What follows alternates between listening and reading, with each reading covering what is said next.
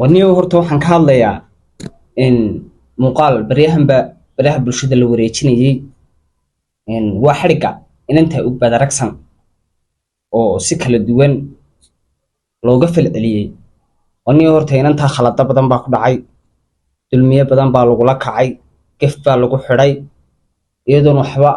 dambiye geysan ayaa inanta la dulmiyay dulmigii lagu haystay ee dadkana si khaldan uga sii hadleen oo si khaldan u wareejiyeen ونيو taa horta waxa ugu sii darnaa waxba ka sii darane taa arrinka ugu sii dareen waxa weeyaan niman yiri wanaag farista ayaanu nahay oo aanan anigu wanaag faris u aqoon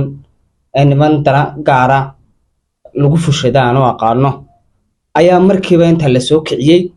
ay yiraahdeen inta badaragsan sidan bay qaawaneed halkan markaasay inantii jirkeedii caadi uga sheekeeyeen oo sawireen taasina dhaqan islaam iyo dhaqan Soomaalinimo midna ma aha uu ka baxsan yahay niyo hadaba waxaan leeyahay qolada wanaag farista isku sheegaya in berdhowtole ayaa waxa dhacday nimankan wanaag farista isku sheega horta tuhum baa dilay ma garat waxa la doobna tuhum baa dilay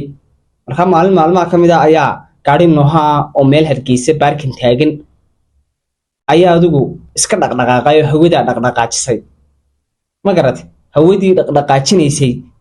ayay qolo yar oo wanaag farista istabaya ilaa sheekhoodii weynaaba u yeedhayno oo gaarigan waxa weeyaan lagu dhex jiraa iyagoo gaarigii eegaya oo la nagba iskula jiro oo de maskaxda umadana baarbaa ka wada furan waxa la moodayaa inay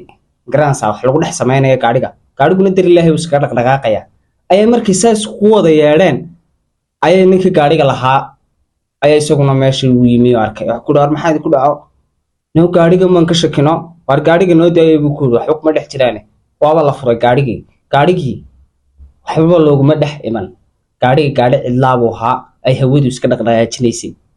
niyo markaan waxaan leeyahay de wanaag faristay ugbad malawa tuhunteene wax dhaqan xumaa iyo wax qaawina oo ay sameeynaysi may jirin